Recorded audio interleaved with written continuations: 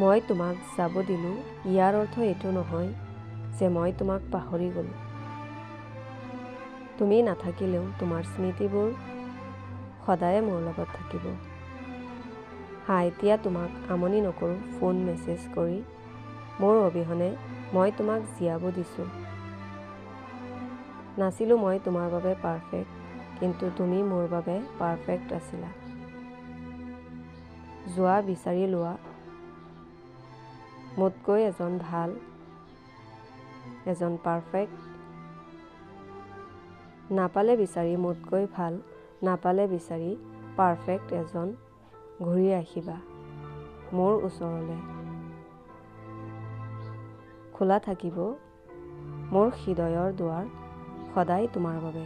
Like, subscribe and share.